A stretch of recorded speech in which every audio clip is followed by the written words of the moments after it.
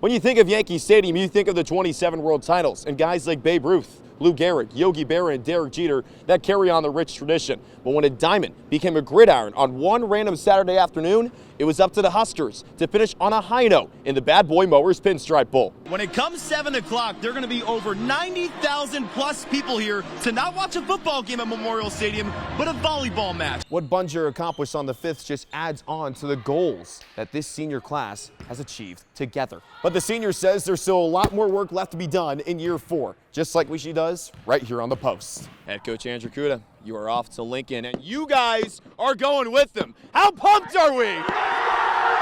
But whether it was playing Duck Duck Goose, going bowling, or maybe even taking a selfie, the win makes this past Saturday even sweeter. I made a mention on Sports Extra last night about the Magic Treehouse. Now I want to talk about my buddy Alexander, who once had a terrible, horrible, no good, very bad day. He's buddies with Big Red, who had something like that this afternoon. So Cal and Stanford are going to have to travel all the way across the country to face Boston College in not a non-conference matchup, but a matchup that's going to impact their conference record for every single sport that they play.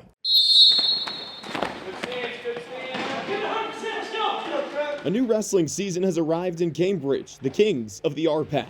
Family on 3, 1, 2, 3, family! It's good to be back up here, and yesterday we had a really good first day of practice. That's what I miss the most, playing with my boys. And doing so as early risers, one face throwing himself back into the fire. It feels great at the end, you know, we all did it together, and everybody goes through the same thing. You just got to keep that in mind even when it gets hard. He's got some really high goals, and I'm just excited to be mom and sit in the stands. Raising the bar is what Micah Gerlach's done when healthy. But for months, it was a different story. At the end of wrestling last year, tore my UCL ligament. Couldn't really wrestle, finish the season. He went through his spring sport, wrestling was done, qualified for state golf. And then I came back for baseball and was pitching in the game, and I fully tore it again. Went back to the doctor, and that's when they said that he had needed to have surgery. June 27th, completely sidelined. No baseball, no football either. QB1 still picked to be a captain that picked up coaching, a coach that even showed pigs a time or two. Deep down, though, a young man missing the arena. I just want to play. I know. It's hurting me not to play. He still found a way to do everything right through last year's signal calling. Our starting quarterback, Carson Trump, he kind of went through the same thing, and Micah kind of stepped in the role. He was a senior, but he was always there for Micah. I wasn't hesitant to go in because I trusted my team. They trusted me.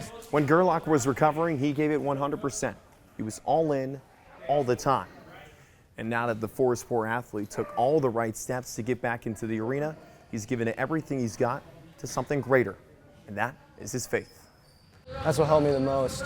I mean, out of everything, like praying, it always made me feel better. Reading the Bible, it always made me feel better. I'm proud of all my kids, but sometimes the oldest just has a little piece of your heart. The Lord and Savior Jesus Christ, I can't thank him enough. Every sprint and every takedown meaning more. The oldest of 5 is back by putting faith over fear. I'm Trey Redfield, NTV Sports. I'm grateful for the guys who played. I'm grateful for the guys who stayed. Many of them did, including the best player on the field on Saturday in Husker running back Ramir Johnson. Yeah, when I came back from my 6th year, you know, I wanted to do something special. And everything I do is for Nebraska, is for this team. Saturday brought great moments, but during the season, that wasn't the case. His mom was really, really sick for the whole season. I asked him to go home. President Gold intervened and got us in contact with doctors here that were taking care of his mom as she was preparing for hospice. And I asked Ramir to go home, and he wouldn't go home. He had to play that game. He had to stay here with his teammates. Went home on the bye week. Asked me not just to tell anyone. He didn't want to be a distraction. Only let Emmett know. And he lost his mom. He lost his mom in November. Even with news like that, I still want to play for these guys, and that's just the type of person I am. He stayed the course and arrived when it mattered the most, rushing for 60 yards and a touchdown, along with sealing the game on 4th and 1, en route to being the Pinstripe Bowl MVP. he was like, "This is your city, man. Let's finish it the right way." And I saw the lane. Ty created the lane for me, and we got the first down. We got the bowl win, and here we are today. What puts a bow on the 6-year career for Johnson is that home is just a borough over in Harlem. I saw my old youth football team, the Harlem Jets, in the corner. I saw my family in the end zone where I scored at. It just meant a lot, man. You know, the goal was when we first got here was to leave this place better than we found it, to start something new, to lay that foundation for the years to come. To go out with a dub, I mean, this is special. Like Todd said, we worked 6 years to get to this point, and I'm glad we left the field as a winner. On Saturday, Johnson was the king of New York, and Harlem's own went out on top. I'm Trey Redfield, NTV Sports.